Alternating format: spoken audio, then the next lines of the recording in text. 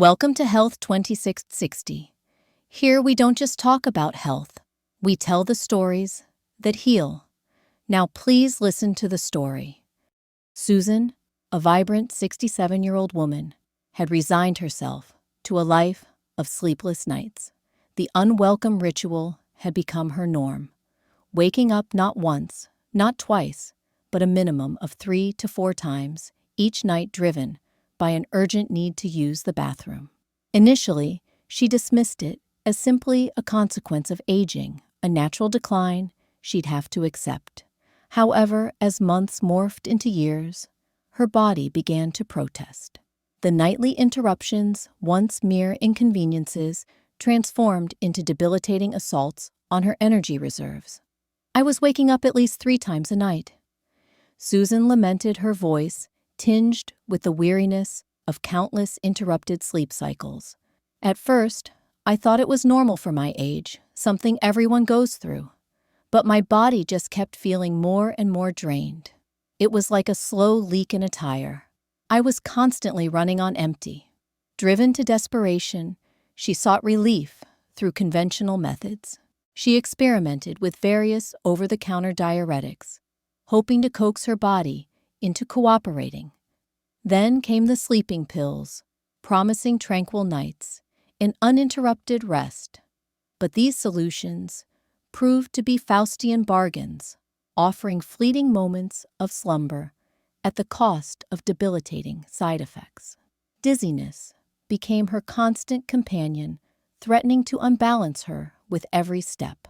Nausea churned in her stomach, robbing her of her appetite and zest for life. And the fatigue, the overwhelming, soul-crushing fatigue, made even the simplest tasks feel like Herculean labors, leaving her struggling to get out of bed each morning. Her husband, Michael, a man whose eyes still held the spark of the youthful love they had shared for decades, watched her slow decline with growing concern. He noticed the subtle shifts in her demeanor, the constant tiredness that shadowed her face, the easy irritability that flared at the smallest annoyances, the frustrating forgetfulness that stole precious memories. Even her blood pressure, normally as steady as the rhythm of their lives, began to fluctuate erratically, mirroring the chaos within her. He remembered Susan as a whirlwind of energy, a woman who tackled life with boundless enthusiasm. She was the one who organized their social gatherings, the one who volunteered at the local library, the one who tended their garden with loving care. Now, she was a pale imitation of her former self, her spirit dimmed by chronic exhaustion. Michael tried to encourage her, suggesting gentle exercises and healthy meals. He took over some of her chores, hoping to ease her burden. But he knew that these were merely band-aids on a deeper wound. He longed to see the sparkle return to her eyes, to hear her laughter echo through their home once more. The turning point arrived unexpectedly during her most recent visit to Dr. Anya Sharma, her compassionate and insightful physician. Dr. Sharma had always been a proponent of holistic health, emphasizing the interconnectedness of mind, body, and spirit. This time, instead of reaching for her prescription pad, she suggested a completely natural, drug-free approach, a series of small lifestyle adjustments designed to gently coax Susan's body back into balance. "Susan," Dr. Sharma began, her voice calm and reassuring, "I understand your frustration. I know you've tried various medications, but sometimes the most effective solutions are the simplest ones. Our bodies have an incredible capacity to heal themselves, provided we give them the right tools." She then outlined 5 small yet powerful lifestyle changes that she believed could revolutionize Susan's sleep and restore her vitality. First, timed fluid intake, the key to nighttime bladder control. Dr. Sharma began by addressing the timing of Susan's fluid consumption. Instead of drinking most of your fluids in the evening, when they're most likely to disrupt your sleep, I want you to spread them evenly throughout the day, she instructed. Think of it as redistributing the workload for your bladder. The plan was simple. Drink more fluids in the morning and early afternoon, when Susan was most active and her body could efficiently process them. Gradually reduce fluid intake after 4 p.m., giving her kidneys ample time to filter and eliminate fluids before bedtime. It's not about drinking less. Dr. Sharma emphasized her eyes, meeting Susan's with unwavering conviction. It's about drinking at the right time. Your body still gets the hydration it needs during the day, which is crucial for overall health, but without putting extra pressure on your bladder at night. Think of it as training your bladder to work on a more predictable schedule. She explained the physiology behind the recommendation. When you drink a large volume of fluids close to bedtime, your kidneys work overtime to process them. This leads to increased urine production, which in turn fills your bladder and triggers the urge to urinate. By shifting your fluid intake earlier in the day, you give your kidneys more time to do their job, reducing the likelihood of nighttime disruptions. Susan listened attentively, her mind already picturing a new routine. She imagined herself starting her day with a large glass of water, followed by herbal tea throughout the morning. Lunch would be accompanied by another generous serving of water, and the afternoon would be punctuated by occasional sips to stay hydrated. Second, avoid drinking after 4 p.m., cutting off the nighttime. Flood. Building upon the first recommendation, Dr. Sharma advised Susan to be mindful of her beverage choices, especially after 4 p.m. After 4 p.m., only sip small amounts if you're truly thirsty, she urged, and completely avoid tea, coffee, alcohol, and sugary drinks in the evening. These beverages act as diuretics and bladder irritants, exacerbating your nighttime urination problems. She delved deeper into the reasons why these seemingly innocuous drinks could wreak havoc on Susan's sleep. Caffeine and alcohol not only increase urination, but they also stimulate the nervous system, making your sleep lighter and your bladder more active overnight. They essentially send mixed signals to your brain, disrupting the natural sleep-wake cycle and increasing the likelihood of nighttime awakenings. Sugary drinks, she explained, could also contribute to the problem. High sugar intake can lead to increased urine production and bladder irritation. Moreover, sugary drinks often contain artificial sweeteners, which can further exacerbate bladder sensitivity in some individuals. Dr. Sharma suggested alternatives for Susan to enjoy in the evening. Instead of reaching for a cup of coffee or a glass of wine, try herbal teas like chamomile or lavender, which have calming properties and can promote relaxation. A small glass of water is fine if you're thirsty, but avoid drinking large quantities right before bed. Susan realized that this would require a significant shift in her habits. She had always enjoyed a cup of tea after dinner, a comforting ritual that marked the end of the day. But she was willing to make the sacrifice if it meant reclaiming her sleep. Third, optimizing her bedtime routine, creating a sanctuary for sleep. Dr. Sharma emphasized the importance of creating a relaxing and consistent bedtime routine. Your bedroom should be a sanctuary, a place where you feel safe, comfortable, and conducive to sleep, she explained. A well-designed bedtime routine can signal to your body that it's time to wind down and prepare for rest. She instructed Susan to turn off all electronic devices, phones, TVs, tablets, at least 1 hour before bed. The blue light emitted from these devices suppresses melatonin, the hormone that controls sleep, she cautioned. Melatonin is like the conductor of your sleep orchestra. It orchestrates the complex processes that allow you to fall asleep and stay asleep. When you suppress melatonin, you're essentially throwing a wrench into the works making it harder to achieve deep, restful sleep. Instead of screens, Dr. Sharma suggested replacing them with relaxing activities. Meditation, deep breathing exercises, reading a physical book, or listening to soft music can all help to calm your mind and prepare your body for sleep, she recommended. These activities stimulate the parasympathetic nervous system, which is responsible for the rest and digest response.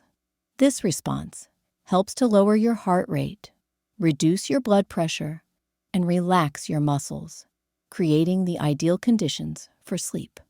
She explained further how a consistent bedtime routine could improve bladder control. When you enter deep sleep, your nervous system naturally controls your bladder, better reducing those nighttime urges. A calming bedtime routine helps you to reach that state of deep sleep more quickly and consistently, minimizing the chances of nighttime awakenings due to bladder discomfort. Susan imagined herself creating a haven of tranquility in her bedroom. She would dim the lights, light a scented candle, and curl up with a good book. She would practice deep breathing exercises, focusing on the rise and fall of her chest, allowing her mind to drift away from the day's worries. Fourth daily, pelvic floor exercises, Kegel exercises, strengthening the bladder's foundation. Dr. Sharma then introduced Susan to the concept of pelvic floor exercises, also known as Kegel exercises. These exercises strengthen the muscles that support your bladder, uterus, and rectum, she explained. A strong pelvic floor can improve bladder control and reduce the frequency of nighttime urination. She provided clear and concise instructions. You can lie down, sit, or stand, whichever feels most comfortable for you. Gently contract your pelvic floor muscles, as if you're trying to stop the flow of urine midstream. Hold the contraction for 5 to 10 seconds, then relax for 5 to 10 seconds. Repeat this cycle 10 to 15 times per session, and aim to do 2 to 3 sessions daily. Dr. Sharma emphasized the importance of proper technique. Focus only on your pelvic floor muscles. Don't tighten your abdomen, buttocks, or thighs. Breathe steadily throughout the exercise. Never hold your breath. It may feel awkward at first, but with practice, you'll become more aware of your pelvic floor muscles and be able to contract them more effectively. She cautioned that it might take several weeks to see noticeable results. After 4 to 8 weeks of consistent practice, you should start to see a noticeable improvement in your bladder control, she assured her. But don't get discouraged if you don't see results immediately. Consistency is key. Dr. Sharma provided an example to guide Susan. Contract your pelvic floor muscles and slowly count to 5. Then relax and slowly count to 5. Repeat this cycle 10 times to complete one session. Susan realized that she could easily incorporate these exercises into her daily routine. She could do them while watching television, while waiting in line at the grocery store, or even while driving her car. Fifth, bladder training, retraining the overactive bladder. Finally, Dr. Sharma introduced Susan to the concept of bladder training. Bladder training is a technique that helps you to gradually increase the amount of time you can comfortably hold urine in your bladder, she explained.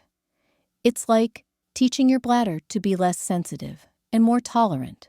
She advised Susan that when she felt a mild urge to urinate, she should delay going to the bathroom by 5 to 10 minutes. Each week, gradually increase the delay until you can comfortably wait 1 to 2 hours between bathroom visits, she instructed. Dr. Sharma also suggested practicing simple distraction techniques to help Susan manage the urge to urinate. Deep breathing, light pelvic floor contractions, focusing on something calming, or gently moving around can all help to take your mind off the urge and give your bladder time to relax, she recommended. By gently delaying urination, you're teaching your bladder to hold more urine without becoming overly sensitive, she explained. This can reduce the frequency of nighttime urination and improve your overall bladder control. Dr. Sharma cautioned that bladder training required patience and persistence. It's not always easy to delay urination, especially when you have a strong urge. But with practice, you'll become more confident in your ability to control your bladder and reduce the frequency of nighttime awakenings. Susan understood that bladder training would require a conscious effort, but she was determined to succeed. She imagined herself using deep breathing exercises and pelvic floor contractions to distract herself from the urge to urinate, gradually increasing the intervals between bathroom visits. Susan embraced Dr. Sharma's recommendations with unwavering dedication. She meticulously adjusted her fluid intake, diligently avoided caffeine and alcohol in the evenings, and transformed her bedroom into a sanctuary of tranquility. She diligently performed her pelvic floor exercises and practiced bladder training techniques. After just 4 weeks, she began to notice a remarkable transformation. The most significant change was the reduction in her nighttime awakenings. Instead of waking up 3 or 4 times each night, she now woke up only once. It was like a miracle, Susan exclaimed, her eyes sparkling with newfound hope. For the first time in years, I felt like I was actually getting some restful sleep. As the weeks turned into months, Susan's progress continued to accelerate. After 2 months, she sometimes slept through the night without waking at all. Her entire body underwent a profound transformation. She woke up each morning feeling refreshed and energized, ready to embrace the day. Her skin, once pale and drawn, now radiated a healthy glow. Her memory, which had been clouded by fatigue, sharpened, allowing her to recall forgotten details and engage in stimulating conversations. Her blood pressure, which had been erratic, stabilized within a normal range. Most importantly, Susan regained her zest for life. She and Michael joyfully resumed their morning walks together, something she hadn't had the energy for before. They started attending social events again, reconnecting with friends and family. Susan even volunteered at the library, once more sharing her love of books with children. I never imagined that these small lifestyle changes could save my sleep and my health, Susan shared with a grateful smile. It's amazing how much of a difference a few simple adjustments can make.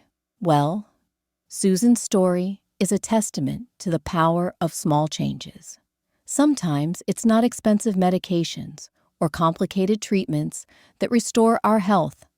Simply adjusting fluid timing, building a calming bedtime routine, and staying consistent with a few daily exercises can dramatically improve your sleep quality, daytime energy, and overall well-being. Don't wait until things get worse. Start with small changes today. If you experience other symptoms, such as burning during urination, blood in urine, swelling in your legs, or persistent fatigue, consult a urologist to rule out any serious underlying conditions. But for many, the path to better sleep and better health begins with simple, sustainable lifestyle adjustments. Take control of your health, one small step at a time. Your body will thank you for it. The journey of 1,000 miles begins with a single step, and the journey to better health begins with a single lifestyle change. Health 2660. Thanks you for listening. We'll see you in the next video, and until then, be kind to yourself.